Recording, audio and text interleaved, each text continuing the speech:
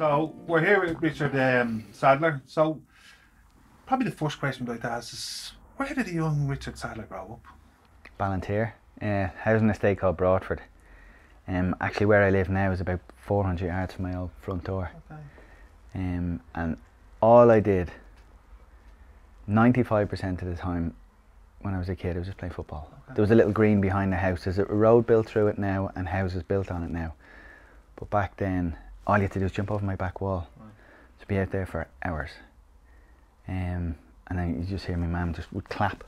That was the signal for dinner or bedtime or get in and do your homework or whatever. So you just hear the clap and go, does she know I'm here? And whatever. So either in the front of the house, baiting a football against whoever, my sisters or brother would stand between the pillars and that was the goal. And there was trees behind the house. I used to spend hours just aiming at the trees so I wouldn't be on my own when my mates weren't around. That's all I did. Some lads started getting into computer games, TV shows, other stuff. All I did, play football, hours on end. So was it a thing that was it in your family? Was it your father or your brothers? Or no, not at all. Nothing. There was I've no uncles with no aunts with any sporting background, any kind of achievements that they've ever told me about. My mum came from a farm in Cork, and from the age of 2 or 3 or 4, wherever you can walk, I'd be down the farmyard, like just with a ball at my feet the whole time, dodging little kind of all the things that you see on a farm. Yeah, that's all I did. That's all I wanted to do, but I was always happy. Like it was, well, with a ball at my feet I was. So a young Richard Sadlier then, because when I played jumps for goalposts as a kid, I always remember I wanted to be Liam Brady when I got out on that with my mates. Who did Richard Sadlier want to be, or did you want to be anybody? I don't remember anyone. I remember for a while just Marco van Basten. Okay. For years. But there was never a team, there was never a player, there was never anyone specific. I thought I'm going to be that fella. Okay. But every time I would play, particularly when I was on my own, I hope everyone does this. Maybe they don't. I would always have the commentator's voice in my head. Whoever, Des Lynam, you're not on your own. Grant, like John Motson or George Hamilton, whatever phrase you heard them saying at a big moment that you've seen on TV. I'd be in the field behind my house and I'd hit the tree and George Hamilton would be like, couldn't say enough good things about me. There'd be a crowd roaring like in delight at the things I've just done, and look around and I'd be on my own in the field. Yeah. I always remember when I watching, my first memory was 1979 Cup Final. The year I was born. Was it? And at half time I was out in my man's back garden and I was Liam Brady jinking in and out like you were saying, and I could hear the commentary going on, like visualise it, But I remember after Euro '88 trying to recreate what Ronnie Whelan did. The Shinner. The Shinner. Like for a long time. But that's what you did when I was a kid, didn't you? You'd see something on TV and go, right, I'm going to be like that. I'm going to do what they do. And for as long as I remember, knowing that there was such a thing as a professional footballer, that you could actually live a life where your day involved playing football every day, and you didn't have to do a job. Right. I thought, well, that's what I want to do. Yeah. Now I wasn't alone. Everyone I knew had that same ambition. We all wanted to have that life. Yeah. So a little bit further along then, going to school, because I've often seen pictures of you in the Gaelic outfit. Yeah. So was Gaelic a thing that you wanted maybe? I loved. I played with Ballantyre St John's. That was my local club, and I played in school football. Now, I couldn't play hurling at all.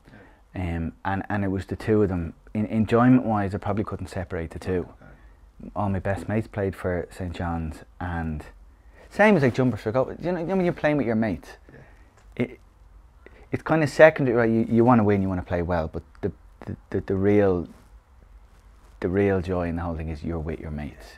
You're there for an hour, 2 hours, whatever training or a match, you're driving to matches or coming home, and just the crack and the slagging and all that stuff.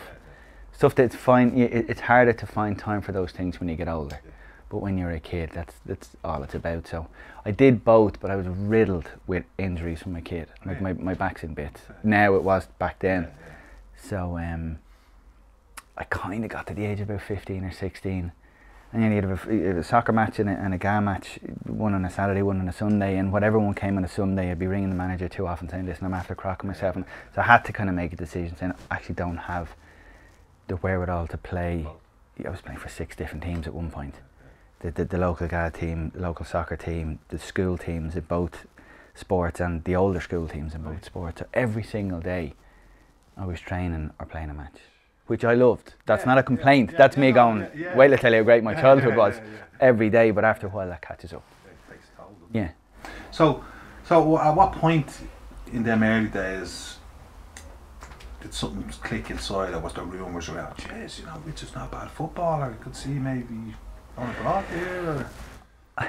I would hear others say it and I would dismiss it. Okay. So some kids they're just wired to believe that they'll succeed, and you can see it in them. They don't see obstacles, and they don't see difficulties. They're just this tunnel vision. Right. That's where when I get to, and I'll get there. I had this dream of getting there, but there'd always this little voice going, "You're not going to get there." Like, look how many other people want to get there. What makes you think you're going to get there? So I think what I had, and probably what I still, I just have perseverance. Okay.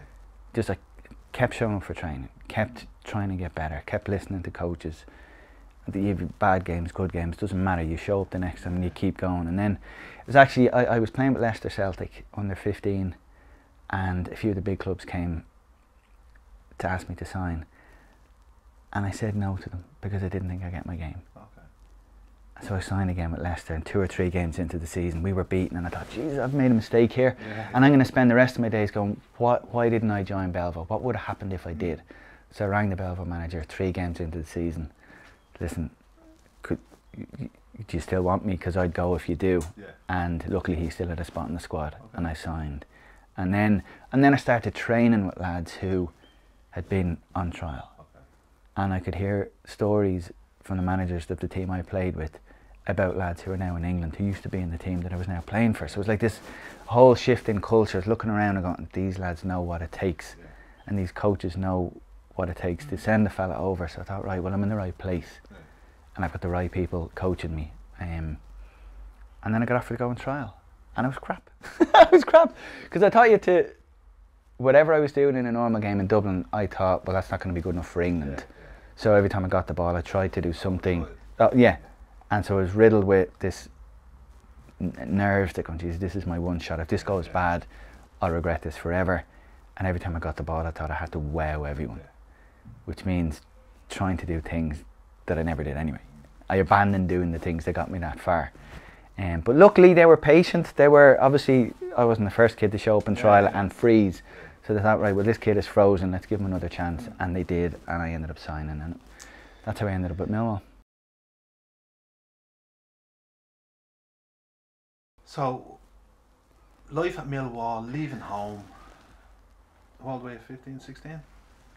I was 17. 17, just, it's quite late, isn't it? Actually, the Millwall offered me a 2-year contract in the summer of 5th year. And I said no. Okay. Amazingly. Because of them doubts you had? Probably. That had something to do with it. But I remember Vincent Butler, really well respected person in Irish football. He was one of my coaches at Belvedere, and he said, you're a year away from getting your leaving cert done. And I remember the stat, they said something like 52 players had gone from Belvo to England, and maybe 2.5 of them have made careers. So if they want you now, they want you in a year, and in a year's time you'll have your leaving cert done. So now, that advice isn't strictly true. Because in a year you can get injured, you can lose form. They can sign someone, exactly. They can see some Scottish kid, some French kid, some Welsh fella, and actually he's available, he'll sign. So sorry, Richie, you had your chance. But it worked out. I went back and I got a contract and stayed for a year. So how was it leaving home as a young kid, or were you just excited? I was. That didn't matter. I was so excited, couldn't wait to get there, but I remember the flight on the way over, I was crying the whole way. Michael Owen was in the late last week talking about his trip to Real Madrid, and he was crying too. And I was glad actually hearing him say that, because it was like, some people think, are you going to Real Madrid, why are you crying? But it's the thing of leaving all your mates, all your family, your home, the whole thing. So this thing of going, right, I'm going where I always thought I wanted to go. Like, shit, that means I have to leave. I didn't think of this bit. And this was in '96, so if I went to London now, with all the different ways you can stay in contact with someone, it wouldn't seem like a big deal. But back then, I didn't have a mobile, there was no internet, there was no Facebook, no internet, no WhatsApp, none of that stuff. So my days would be spent waiting until 6 o'clock until the international rates kicked in the digs. I'd be between 6 and half 8 or 9 every night on the phone to my mates. My mates telling me how good college life is and going out and drinking and all this stuff, ringing my sisters and they'd tell me what they were up to. Yeah, that was it. That was how I spent my early days. Did you go to digs? Yeah, lived with a couple and their little dog. How was that? They were brilliant. They lived like you could throw a stone from my bedroom into the training ground at Millwall. So I didn't have to travel in the morning, didn't have to learn how to drive. I delayed that for about 3 years. Roll out of bed and into training. So I loved it. And they're really sound. I'm still in touch with them now. I got lucky. Like other lads went into other houses and they didn't have the same experiences at all. Loads of little things can go against you through no fault of your own. The house you're put in, the mates you hang around with, the influence you get from certain people, the injuries you can get, the attitudes of certain coaches, managerial changes, blah blah blah, all circumstances that have nothing, that are beyond your control. But all those little things that went, whether they went for me or against me, I just hung on. I just stuck with it. In that space, then you're there now, and when you went training with the youths or whatever, whoever it was, did you start to feel, geez, I'm not too bad now, you know? I'd have moments where training would go really well, or the coach would come up to me and goes, Sadlier, you've half a chance, and he'd walk off. You've half a chance. I remember that phrase. You've half a chance, which meant, like you can elaborate. You can spend 10 minutes describing what that means, but you know what that means, and it's like, okay, right, well, that's a good sign. But I'd have good days in training, like everyone else. You'd have bad days in training. But I found it difficult actually. I came home at Christmas. 40-year-old me now knows what was happening, but 18-year-old me at the time didn't get this bit. Coaches were hammering me. Now what they were doing, they were preparing me for life as a Millwall first team footballer, where on good or bad days you're going to get hammered no matter what. So I didn't know that me being hammered by them was a sign of me making progress. At the time I thought, they don't like me. They're actually singling me out here. I can give you 20 examples of there's 18 youth team players, and you know, if the balls aren't put in the right area, the goals aren't put away, or the jacks isn't clean enough, they're hammering me. So they clearly don't. I've clearly no future here. Because it was like this. Your trainer thought was that. Yeah, if you get you know, someone having a go at you constantly, it's not too much of a stretch to think, okay, actually they don't rate me here. They don't want me to be here. But at the time, they were giving me essential. If what you want is to be a Millwall first team footballer, you've got to be able to do your job with someone like absolutely ripping you to shreds from the touchline. So after all that bollocking, I remember I rang home. It'd just been Christmas. My 18th birthday was the middle of January. I obviously didn't do anything. Matches were being called off because of the weather. Training was being disrupted, and the coaches were on my case. And I'd just been home for Christmas. And when you go home for Christmas for 5 days, you get the Disneyland version of Dublin. Everyone's out, everyone's in nights out, no one's in school, no one's in college, your family are all available. And I thought, well, I want that. And I'm not going to make it, there's no point in staying here. So I actually rang home and said, listen, I'm done. I was crying, let it all out. Actually, they don't like me here, I'm wasting my time. I would suffer all this if I knew I was going to make it, but it's clear I'm not going to make it. And then my mum just talked me down. She said, don't book a flight tonight, just go to sleep. See how the world looks in the morning. And it looked different in the morning because I'd offloaded it. And then the following day it was started making progress football wise. Because we can often make decisions in the middle of a bit of turmoil and then the wrong decisions, you know, generally. And particularly when you're 18, you have access to the fuck it button. You're quite impulsive at that age. And thankfully I had people around me just go, sit tight, just go to bed. Simple advice, just go to bed. Don't do the thing that you might regret, just sleep. So you obviously went back and you persevered, and obviously I was over Millwall many a time and you were adored over there. So what was it like to be in the first team and be the central figure like you were? At the end of my career, so I was 20, an awfully young age to be describing it, but so 23 was when I picked up the injury that I didn't get back from. So 22 and 23. At that stage I'd been at the club 6, 7 years. I was actually one of the longest serving players by then. Really felt at home. Had a good team. Really good players. Load of lads similar age to me. The coaching team, the management team, I loved them. Great stadium. Right? The stadium, everything, and we were winning, we were getting promoted, I was scoring. And I remember there were days that we'd play West Brom or the big games against Palace or who. I remember going, I don't think it's possible to feel any better than I do now. And I even think of them now, like moments, sometimes standing in the tunnel, sometimes look up and see a family member in the crowd, sometimes the feeling, not just scoring where you're standing there and everyone's singing your name, but like when one of your mates does something, or you get little moments in a pitch where you look at your mate and he looks back at you and you kind of both have this, Jesus, this is going well, isn't it? Like this is going amazingly well, and you're kind of going, like, we're only young lads here. And so back then I remember going, this is it. I want this feeling to last. I want this feeling, I never want this feeling to go away.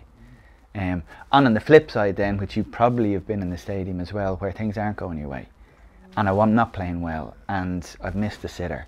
The team's lost a few games in a row. They want the manager sacked. So anyone who gets the ball is the target of abuse. And when you're the striker, the ball is aimed at you all the time. So you've this constant kind of seesaw of the good days are amazing and the bad days are really challenging. And you've got to somehow just stay in the middle of the road and go, it doesn't matter what mood the crowd are in. It doesn't matter what last week's result was. It doesn't matter what the media are saying. I've got to somehow try and just get out there and do what I can do. And that's hard sometimes. Yeah, of course, as a young man, it's on your shoulders, isn't it? It is, and some lads can naturally do it.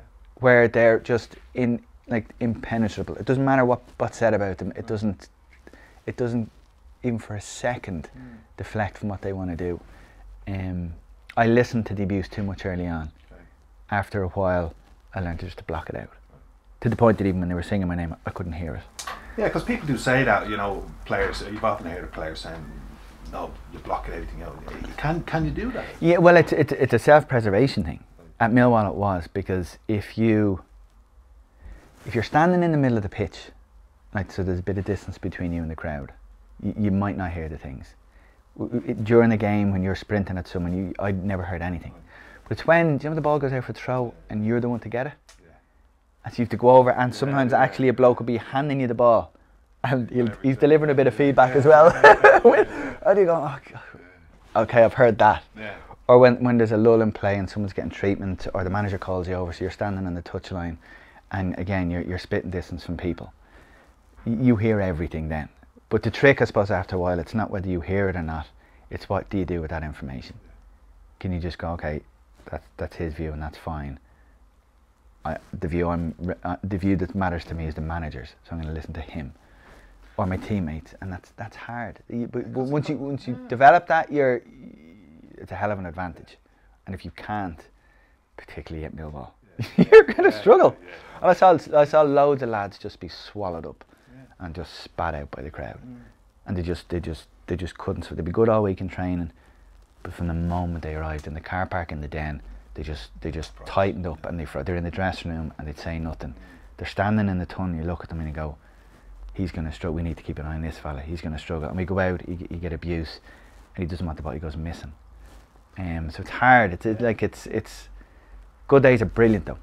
I keep bringing it back to that. Good days are amazing. So with a centre forward, Richard Sadlier at Millwall, would he be vocal in the dressing room? Would he be geeing lads up, or would he be over in the corner zoning in himself? Or what was Richard Sadlier like in the dressing room? I wouldn't have been one of the lads. See, I was never a senior player in the dressing room. Okay. I bowed out when I was 20. My last game was when I was 23. Yeah, I retired when I was 24. But you were the focal. You were the striker at the time. Do you know what? I would have been more in the dressing room. The majority of my interactions with lads would have been one-on-one stuff. Okay. So I'd have a word with you if you're the right winger, or the midfielder, or the fella I'm playing up front with. I'd have a word, whether it's swapping information or encouraging you or looking for encouragement from you. But I wouldn't be standing up giving like dressing room speeches to lads who are 30 and 35. That's that's their role. They've earned the right to be doing that. I'll sit and talk to the fella next to me. Same as like I'm on a night out. I'll just sit and talk to whoever's next to me. Well, because like you see Sean Dyche now. Yeah. obviously you knew him a lot better than me, but Yeah. I seen him as a tough, robust centre half. I would have never thought he'd have gone on to do the things he did. Did you see that? He was Like that? he was brilliant. He'd be a fella who you'd listen to in the dressing room. Right. Stuart Nethercott, you listen to in the dressing room. So older lads who just have they've a gravitas, or they've a something. Yeah, they have a quality to them where you just go, like, because the dressing room is full of spoofers. Yes, I know. It's full of just people who are really insecure, or they're trying to mask their own stuff, trying to be the big man, and you go, I'm not buying this big man act. But there's some people who are just a bit more authentic, and Dyche was one of them. I used to be in the bus with him all the time. There wasn't assigned seats, but you generally sit in the same spot. And all lads would bring their laptops, or not laptops back there, but little consoles or whatever. Lads would be playing cards. I used to just bring a pillow. So all I used to bring in matches. Would have you just to sleeping in the bus, but Dyche used to sit opposite me, and there's loads of things he can do, but what he can't do is stay silent. He will just talk endlessly, and it's all well-meaning stuff, senior pro to the young lad, but I'm just going, Dyche, I just want to sleep. I just want to sleep. Either I'm moving or you're moving, but this isn't working for me. And he goes, worst case is you'll never play again. No one's going to drug test me anymore, so I'll throw myself into that. Where I was sitting there going, okay, my life is over. So I was just drawn to the whole area of psychotherapy. This is an Ireland jersey I'm wearing. No, I shouldn't get the same description as John Giles.